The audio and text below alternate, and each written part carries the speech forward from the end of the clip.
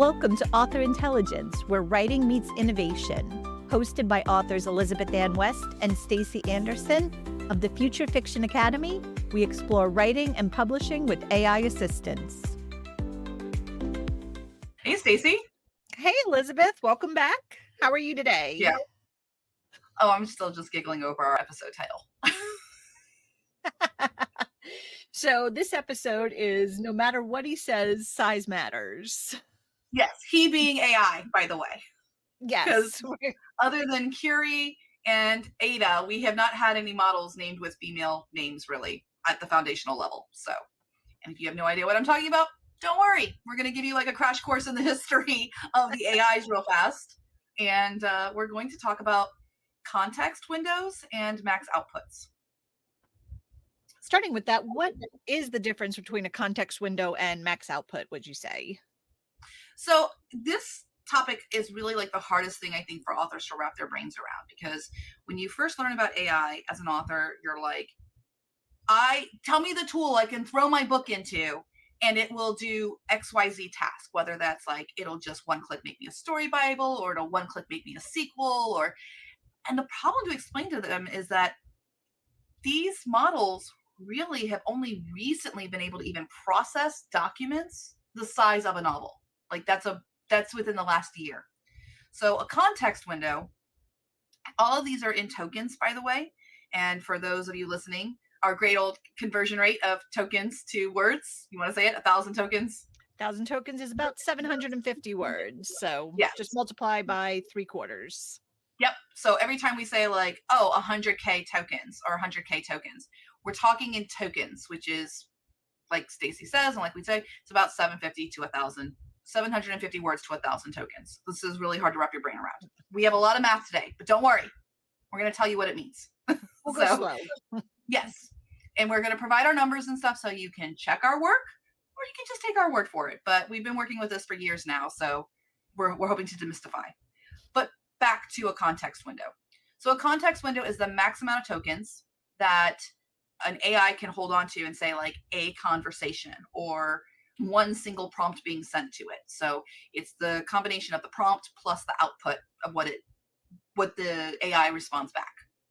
So something has a context window, say of 8,000 tokens, then you're looking at about 5,000 words total between what you prompt it and what the AI can actually write back to you. That total input and output has to equal less than 5,000 words. And you want to handle what max output is? Max output is when you ask it to do something, whatever the model, how much can it respond? So if it has 100,000 word or 100,000 token context window, that doesn't mean you could say, write me a story, and it will provide 998,000 tokens worth of reply. Right. Exactly. So it can only give usually a few thousand tokens. We'll go into this, but that's why you say, it's sometimes if you ask it to do something and you really have a good prompt, you have it on a roll, it'll stop mid-sentence because it still has context, but it no longer has the output that can continue. Yes. And I think that this is another area that people struggle, because when you're writing with AI, you have to work with slices. When you're working with AI, I don't even want to say writing, because even if you're like making a marketing plan or brainstorming or what have you, at the time that we are recording this and putting this out, summer of 2024, it can only really write back a max of a few thousand words. That's the maximum it can answer in one answer. And sometimes models, depending on the situations, it's even more truncated depending on if you're using software. So this is the other thing that happens too. Just because the model has a context window of 100K or has an output that it can write back to you 5,000 words, the software that you're using to access this, like if you're not using the API, you're using some third-party software, they can put limitations. So even though ChatGPT 4.0 can write me back 4,000 words, if the app you're accessing it in has hard limited it to only writing back 500 tokens at a time, you're going to be clicking that button, you're only going to get 500 tokens at a time, which is about 300 words of response. You can control those with the hyperparameters. Like every developer can do that. You can do that inside a playground. If you go to the API playgrounds and things like that, we talk about that a lot. So context window, total amount of information that can be ingested for the whole prompt or the whole conversation. Max output is how much the AI in perfect conditions can write back to you. And you'll see, like, some of these Claude, I've had good luck getting it close to that maximum window. Mhm. Gemini, I have not. I've had Me trouble either. getting it to do anywhere even fractionally amount what they say it can do. That's just the way of method of prompting sometimes. Yeah, and my hypothesis there though too is that it goes back to the training data that these things were originally trained on. So everything that this is trained on, it costs computing resources. So the bigger the document you're processing, and we see this with our own computers. If you're processing like a big video or something, everybody sees their computer like slow down glacially because you're really hitting those the components inside the computer really hard. So there's a mechanical aspect. Mhm. We still call it mechanical? I don't know. The These chips are like nano chips, like they're teeny tiny little like electronic transistors and things like that. But there's there's a a physical there's a limitation. physical there's a physical world capacity problem. That's why Nvidia is doing so well, because Nvidia is making the chips and they keep making bigger chips and bigger chips, not physically bigger chips, but like bigger chips in terms of the processing power. Capacity, yes. Yeah, the capacity. So as a result, when they were doing, I mean, all of these models began out as, research or experimental or just seeing if this works. So they were trying to keep costs as reasonable as possible. It wasn't like an unlimited computing budget to process these models. Mhm. And so the first training data sets were like sentence, sentence response, sentence, sentence response. And then it moved on to, yeah, we'll do some paragraphs and paragraphs responses. And I don't know of any model that's out there that the company is really focusing on these LLMs being able to respond back at the max of their output. Like we've been hacking the prompts on our side, Mhm. and doing demonstrations and things like that and fine tunes and things. But whenever I share our research on fine tunes, for example, in like the developer forums, people are always shocked. Like, you did it with 10 samples? Wait, you're telling it to write you back 2,000 words? Because most applications, you don't want the model to write you 2,000 words. You want it to write you like 100. Yeah, looking for long form output. We are definitely in the subset of users of these Yes. LLMs. Yeah. We say all the time, they don't see us. They don't see authors. They don't see what authors needs or anything like Mhm. that. So, which I'm going to go on a tangent for a second, and you can join me on this tangent. Can we talk about the lack of export on LLM tools? Are you as angry as me? Yes. How are you supposed like, we are making all this for a reason. Some of them are really difficult to cut and paste and cut and paste and cut and paste. Yeah. What just an export So button anywhere. any yeah, those of you listening to this podcast, okay, if you are a developer of AI tools, you need to understand that most of your end users need to export the information that the LLM does in text format. Okay, it just needs to export. If you are a user listening to this podcast, start joining our outcry of like, we need export buttons, people. I don't want to copy and paste individual responses from the LLM. If I've done a whole conversation with the LLM, I want all of it in text so that now I can like clean up the text. So that's our rallying cry. Give us export. Signs at the next rally. Yeah, export. We'll just have like copy and paste and like with big X, big red circle with an X through it. We don't want to copy and paste. Okay, do you know that my fingers are like claws from all the control C, control V, control C, control V? You don't want us all running around using AI and we're all like claw, because it's like the copy and paste got us. All right, so I guess, I have that emotion because I've been using AI with my writing since 2021. And that's not even the earliest. Like before ChatGPT came out, because I was using it before ChatGPT came out, 3.5.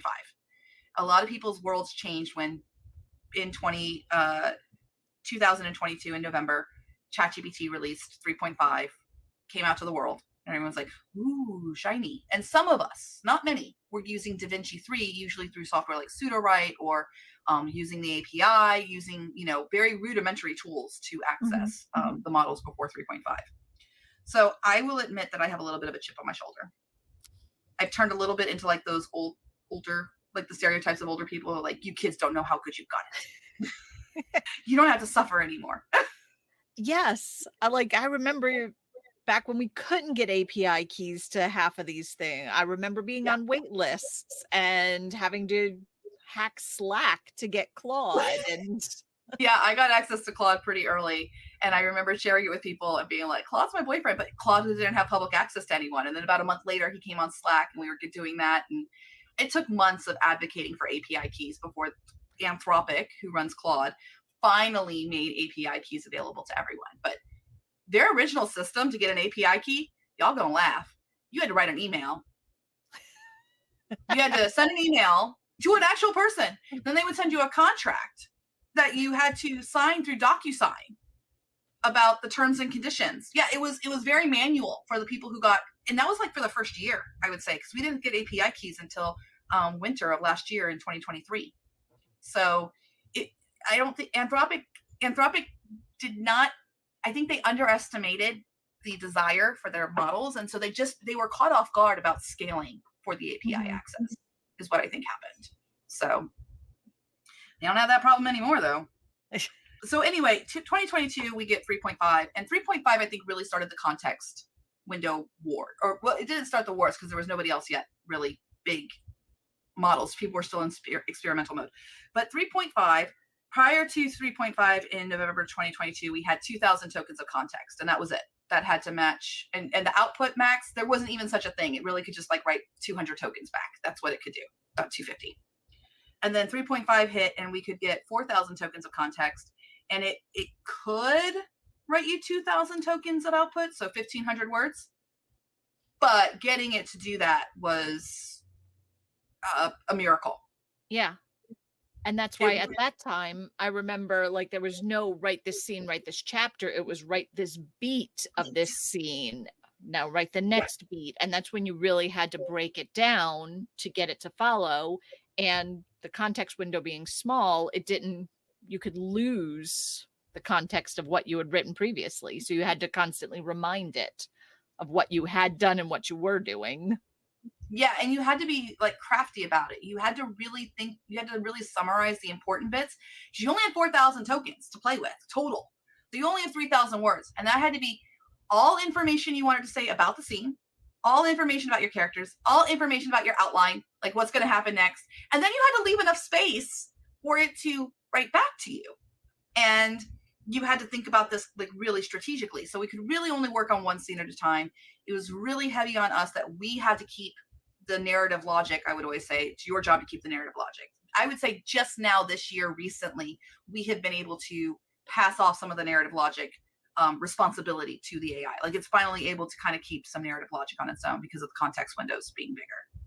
Yes. But yeah, it was January of 2023, so a year and a half ago. And I'm not saying I'm the only one. There was a bunch of people working on this problem, but there was a group of authors that I was a part of, a very small group, and we were meeting on Zoom. And I remember the Zoom call that we had where I was like, "What if we worked in beats?" And we found out it knew what beats were, and I literally was like, "This is the scene you're going to write. These are the 6 beats. Only write beat 1," and it would write beat 1 for 200 or 300 words. I'm like, "Great! Now write beat 2, continuing the story." And that was the very earliest prompting chain of thought stuff, and we were doing that in January of last year, January of 2023. And that methodology, I shared that methodology on YouTube. I shared that methodology when I went to Sudowrite. That methodology actually became kind of the undercurrent core of the first story engine that Sudowrite released in March of 2023, Mhm. March, April 2023, where you had the AI, like we had boxes that authors could, like James Yu had all of the structure and all of that. He had the beginnings of it, but the beats was really the prompting that started, I would say, the revolution of AI could write a whole scene, and it could keep narrative logic over 1,000 words. So, what did you think about that prompting? That's kind of like when you came into AI, right? Was back with the Beats prompting? Yeah, because that was about the time where I could see where you could actually get prose out of it. I had been Mhm. using it for brainstorming a little bit off and on. It was mind blowing at the time what it could do, but just with so much limitations, it was just a small tool, like a little Allen wrench in my toolbox. Yeah, Um, but with these models, 3.5, I could actually see, yes, I could brainstorm more. I could actually write prose. This is now a hammer as opposed to an Allen wrench. yeah. And then by March of 2023, we had Claude 1.0 in Slack, and it was like spring of 2023 that the this is what started the war, the context window wars. And I think we're still in the middle of it. Like we're benefiting it as consumers. So I can remember the day in May when Anthropic announced that Claude 1.0 was going to have 100,000 token context window, and everybody's brains were blown. Because before that, the max we had was GPT 4.0, which was released in March of that year, could do 8K. 8K. And then at the same time, they released a new 3.5 that could do 16K. And I can remember because nobody had access to the APIs for Claude. I did, but I couldn't get keys for everybody else. So like into that summer of 2023, we were figuring out how to leverage the crap out of GPT 3.5 16K, because now all of a sudden we had 10,000 words of context, 10 to 12,000 words. Yeah, I remember that blew my mind. Like Mm-hmm. 16,000 tokens. I could do so much with this. I remember we started the prompting. Remember when we did the first like agent prompting with like, you're Aaron and you write a report, and then you're Edna. You read Aaron's report and you rewrite the chapter following Aaron's report. And we had it like cycle through those inside of the playground in the summer of 2023. I remember that. Yeah, it was crazy. It was a lot of fun. But I would say that as we got better context windows, the models didn't necessarily get much smarter yet. I think that's only really happened in 2024. Yeah, I'd say that maybe end of 2023, November, but it was Yeah, mostly we've taken advantage of it in true. Once 2024. we got Turbo. So Yeah. this is how this worked. So I'm going to go through it again. So March 2023, GPT goes, here's 8K with GPT-4, and here's 16K with 3.5. They also had a 32K GPT-4, but that never went out publicly. Like you could only get special access. I think it was just too expensive. They ended up never making the 32K GPT-4 widely available to everyone. Only some developers got access to that. So, and then 2 months later, Claude basically went, hold my beer. Here's 100K of context. And then ChatGPT went, hold my beer. In November of 2023, here's GPT-4 Turbo, and it can do 128K. And then Claude, like a week later in November of 2023, came back with hold our beers, my friend. Here's Claude 2.0 and 200K of context. And now, a few months ago, Google announced 1 million tokens of context. Like I don't even know what to do with 1 million. I'm sure we'll find something to put We'll it to find out. use. But So, all this to say, this is why we say no matter what he says, size matters. We are in a situation right now where these models we're going to show you a graphic and everything like that so you can start keeping track of it. But the foundational models and by foundational models, what do we mean by that? Like, I know we use that terminology in the FFA because we just need to like differentiate them. So like, what's a foundational model? I would say the foundational models are the major ones. They have the biggest training data sets. Yeah. They are the ones that are out there. They're the open AIs, they're the Anthropics, they're the Googles. We have a couple other ones listed. Meta. Yep. Meta, they are the ones out in the front doing the primary training. Some of the other smaller models that you'll see are trained off of data sets that came out of these. Yeah, some of it is synthetic data there's a lot of open. So the two contrasting here is foundational models, and they are most of them are moderated. That's the other aspect of a foundational model. This is where, because they have usually shareholders, they are having that restriction of, no porn, no gambling, no, like, a lot of people don't realize that some of that is like laws based on the countries that they're working in. So that's where the restrictions come from. But it makes a problem for anybody writing violence or romance, basically. You sometimes run a problem with the foundational models because it will say, I can't write a lovemaking scene, for example, between two adults. And this is where you hear people say, like, Claude clutching its pearls because Girls. yeah, it's almost like a very, old-fashioned, very proper way of dealing with it, even though it's a fictional topic for us, which is a completely different ball field than what they're trying to protect against. Right. And then the other thing is that you'll find different people having different techniques to what we call jailbreak, which means Claude has clutched his pearls, and then you have prompting or mechanisms to get him to overcome that. And that's a good thing in some cases, but if you continually do that, you do run the risk of losing your account. So it's a double-edged sword. Um, and sometimes the stuff like flags when it shouldn't flag. So a lot of the interfaces, if you're using like ChatGPT or you're using Claude Chat, sometimes it'll flag on something innocuous, and we're still in the world where you have the ability to like click a button and say, this is not a problem because I'm writing fiction. This is part of a thriller. Or this is, XYZ. So we're still in that world, which is, I think, exciting. We are Mhm. shaping the future that we're going to have. You have specifically gone into a lot of the Discord channels for Mhm. Anthropic and some of the other companies, and they have had conversations with us. They are interested in learning how we're using it.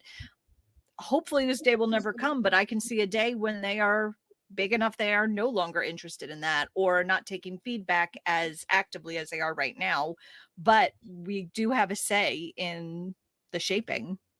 Yeah, I think they'll get to that point, not nefariously, not maliciously. It'll just be like Microsoft Word is so robust and mature as a software thing. I can't go to Microsoft and be like, "Hey, can Microsoft Word do this whole new like I just want to revamp completely."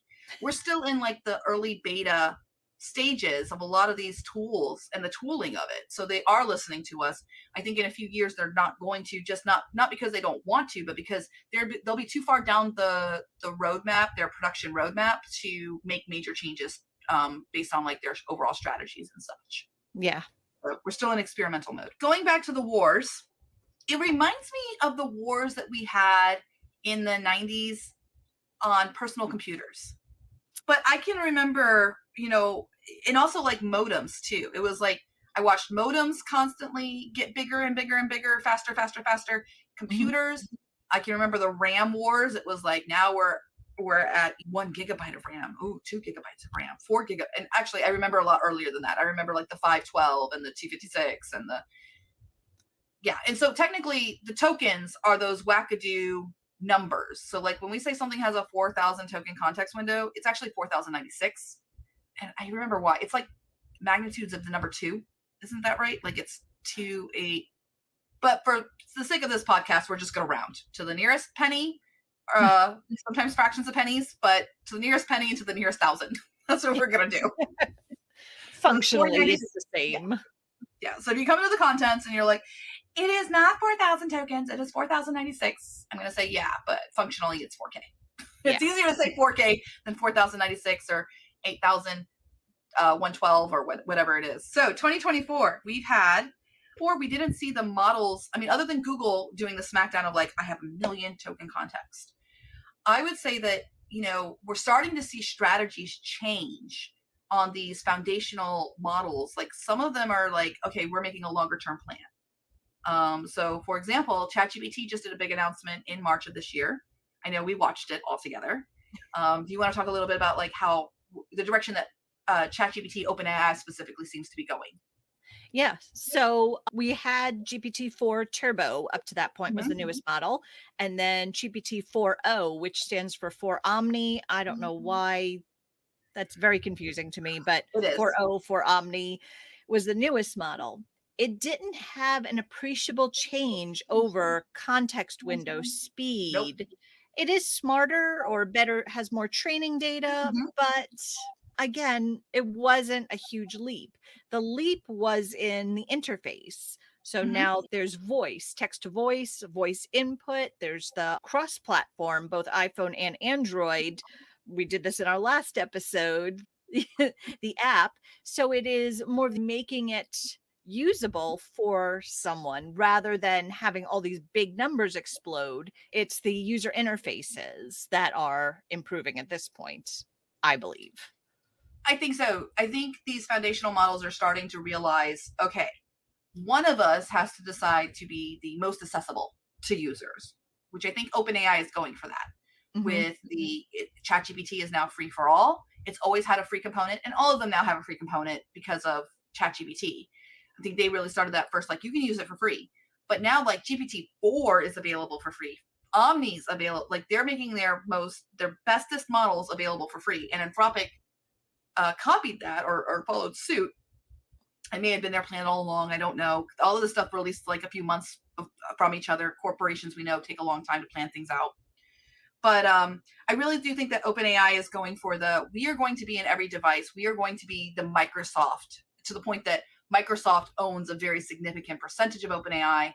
OpenAI products are being worked into Copilot.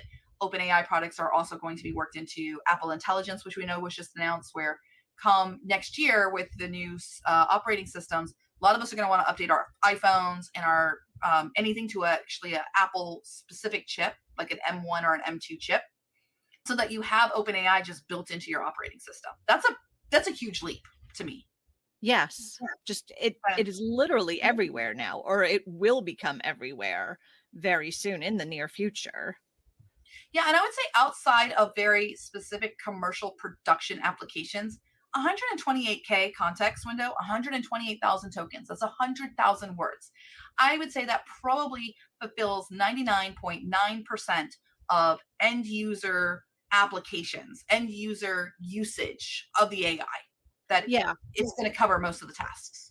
I can see where a million context tokens, granted, we could try to create a series Bible instead of just a Mhm. story Bible. But in all honesty, you could put it in a book at a time. If you even have a book that's over 100K, you have a fantasy tome, you could break it up into halves. You can get around that pretty easily. Like functionally, 128, anything above that is just showing off at this point. Right.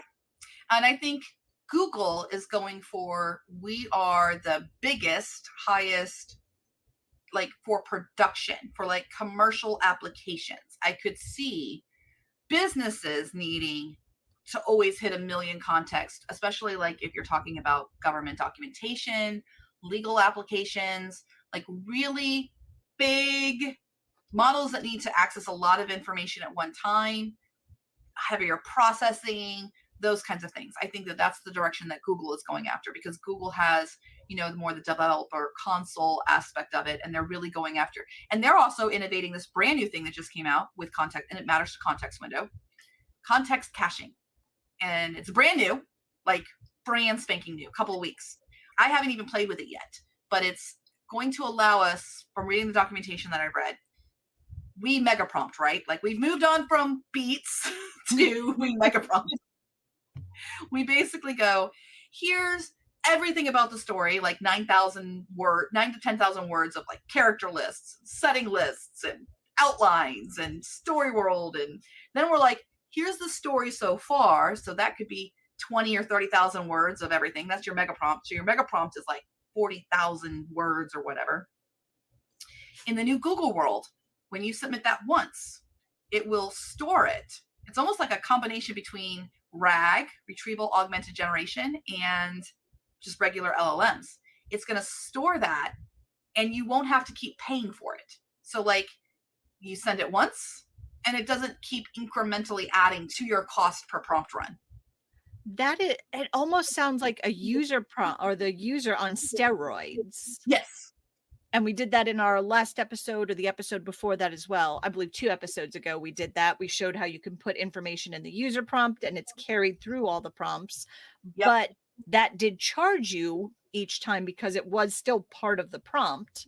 This one, it's just going to charge you once and hold it there and you can continue to reference it. That is bonkers. Yeah, I think that's going to be a game changer. So for those of you who are listening at home and you haven't done this yet, so the way this works is like my first prompt, it'll have my story information, and then I get an output from the AI. And then my next prompt will have the prompt plus the previous response from the AI, and now another response from the AI. And then by the third prompt, I have my prompt, like all the information, plus two responses from the AI. And when you're working with AIs like Claude or OpenAI or Google, well, not Google, we'll talk about Google in a minute, but Claude and OpenAI very consistently will give me 1,000 words minimum response, I would say. Those are both like, that's not difficult. So you can start to understand each prompt adding 1,000 words or 1,000 tokens or 2,000 tokens to the prompt. By the time you're on prompt number 30, you finally get to use that equation you learned in like middle school, high school of the n+1, the n+1, like 2, Yep. and the sequences and everything like that. You finally have an application for it where it incrementally gets bigger and bigger and bigger and bigger. It's like compound interest. Yeah, exactly. So the biggest thing to take away if you've been listening about context matters, we started off with very small context windows, and I would say that grossly impacted our prompting. Yes. Like the prompting style has followed not only how intelligent or how well trained the training data, most people think of that, the Mm-hmm. quality of the output, but the prompting itself, specifically writing long form, has followed the context window. Our strategies has evolved with these context windows. If Yeah. you got really excited about ChatGPT 3.5 when it first came out and then went into a coma and just now coming out, your prompting is completely out of date. You would almost not have to relearn it, but there's significant catch up you'd have to play in order to get your prompting to properly utilize the new capabilities. Yeah, and I think it's natural in our industry.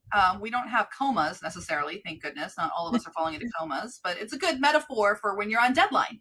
When I'm on deadline for a book, the last thing I've got capacity to do is learn a new way of doing things.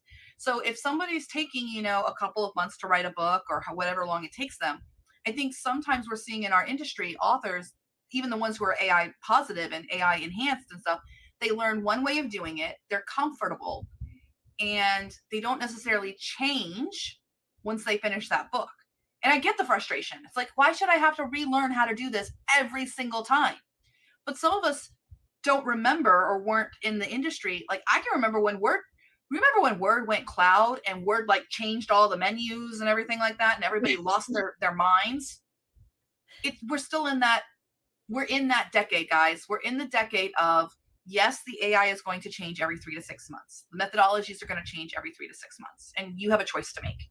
You can stay comfortable, be like, I know how to do beats. Beats work for me. I got beats. Beats are down. Or you can be the author who, at intervals that you're comfortable with, starting to learn these more advanced prompting methodologies, the sequencing of prompts, scene briefs instead of, and I mean, I was beating the drum about scene briefs since summer of last year until just recently. And now we've moved on to the go with God methodology, which We might have to say that is a whole story on its own, but yes. yes. And for those who don't know, the Future Fiction Academy, this summer, we've just started experimenting. This is what I was talking about earlier, that suddenly we are now able to finally like put some of the burden on narrative logic on the LLM, on the AI, because the go with God methodology basically says, here's your job.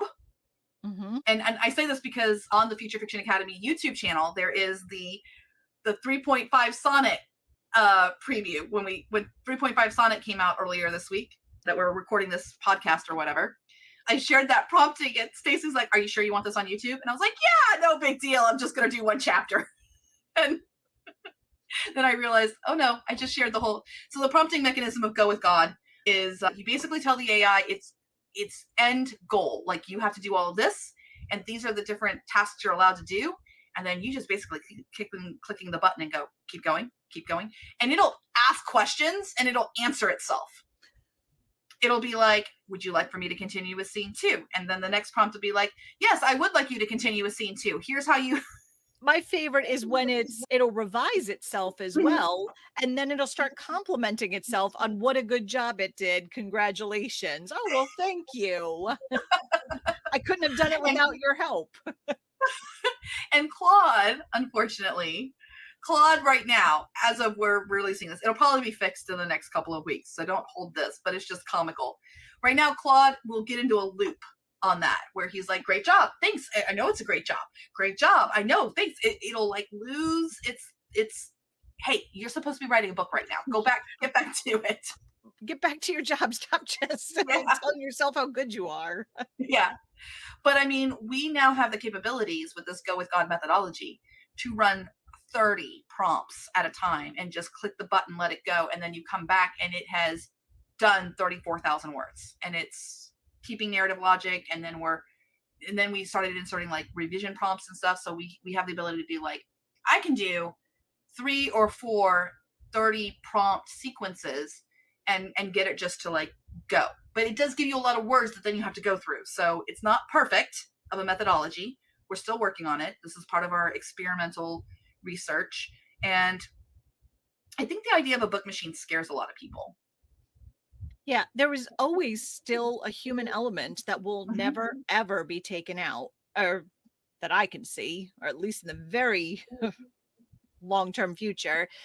And that's why we say it's not going to be the AI replacing you. It's going to be an author that knows how to use the AI replacing you, because somebody who has kept up with these new prompting techniques, or who has even started with any of these prompting techniques, has such an advantage over an author who has not. Yeah. And I would even say not just an author will replace you, a publisher using AI is probably going to replace a lot of us indies.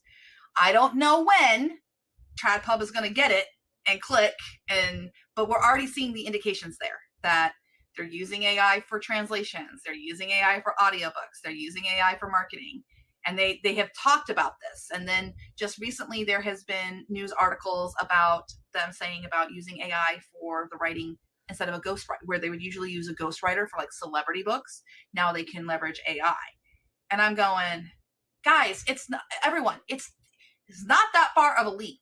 And I was privileged last year to even be aware, like I have witnessed large IP holders querying companies who are building AI writing software that we're all starting to use and everything like that.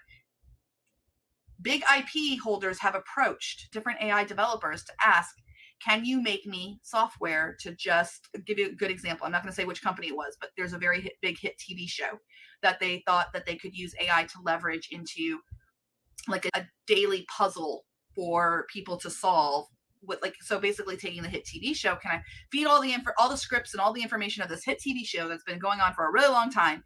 Can I feed that in? And then I have an AI basically that makes the little games for my app for people to use.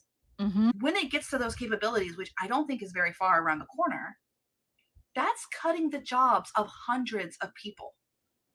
Because originally, to do that, you would have a staff that would just work on going through all the scripts and translating that to video game scripts. You would have a whole staff of people who are working on the coding of that. You're working on the whole staff of people who are working on the apps of that. And all, I mean, I think it's going to be a very big change in our economy worldwide. And so, why do we do our research? Because I don't have any question in my mind about when a book machine will be effectively out there.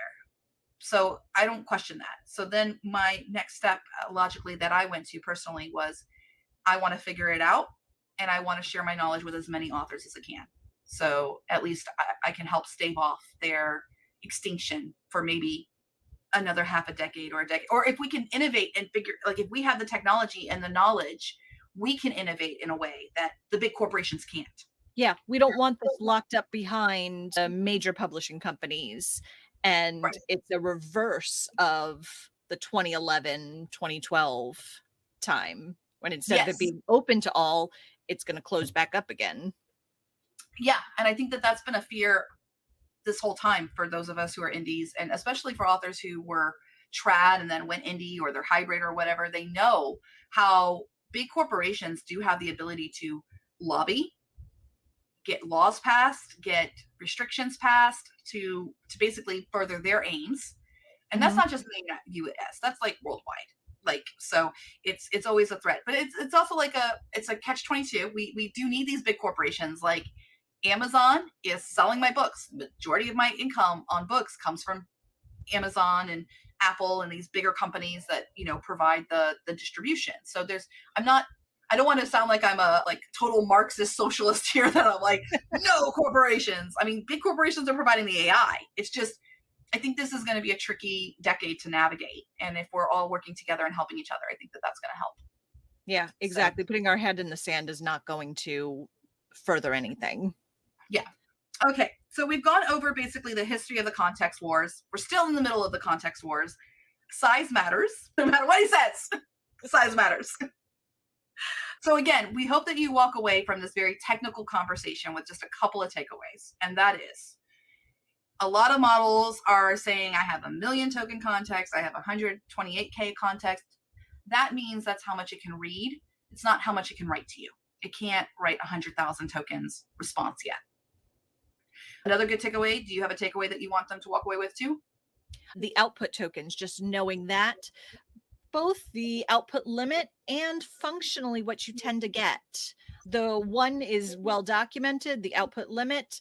The what you learn to get is just by testing, by trying it out, and by talking with others who are using AI. Yeah. What the results they're getting. Absolutely. I mean, there's the AI Writing for Authors Facebook group that has like 6,000 authors in it.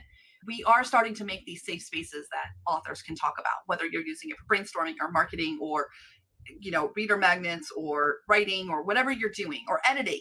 We try to make it so like, we're not going to point fingers at different people who are using, AI for various reasons. And you don't even have to have a reason for using AI for writing, in my opinion.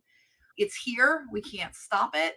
And I think that the progressive action to take, personally, my personal opinion, is learning how to harness it, learning how does this work for me? The other thing I would say too is that fundamentally right now, and it's been this way for years, working with AI means to work in slices and working, asking for this bit. And then you may have to marry that bit with another bit. You're doing that, the stitching. Some of the newer models, the bigger models, are able to do that stitching for you in a bigger conversation. But at the end of the day, they're still going to be limited of like, I can only write 2,000 or 4,000 words to you. So you're going to have to stitch some of it together with my nemesis, copy and paste. All of the claw hands. But it's important to understand that these changes are happening, because if you are someone who is really frustrated of like, oh, I've got to work in beats, it's so tedious. You should know you don't have to work in beats anymore. You can work in scene briefs. You can work in, for crying out loud, you can work in, read this last scene, make your own plan, and then write the next scene. And then you can just evaluate that scene of like, oh, that didn't make me laugh, add more humor. You can really become a creative. With the Go With God methodology, we're really starting to move into creative directoring, if that is what an author wants to do. Mm-hmm. Like, all right, so in our next episode, now that people have this foundation on like how big these things are, we're gonna go find out how much our AI boyfriends cost. All right, or girlfriends for that matter, whatever floats your boat. So it'll be costs and pricing. Yeah, thanks for joining us. We'll talk to you next time. Bye. Bye. Thanks for tuning in to Author Intelligence, brought to you by the Future Fiction Academy. We hope you have enjoyed today's episode. Don't forget to subscribe, leave a comment, or better yet, share it with another writing friend. Stay creative and see you in the next episode.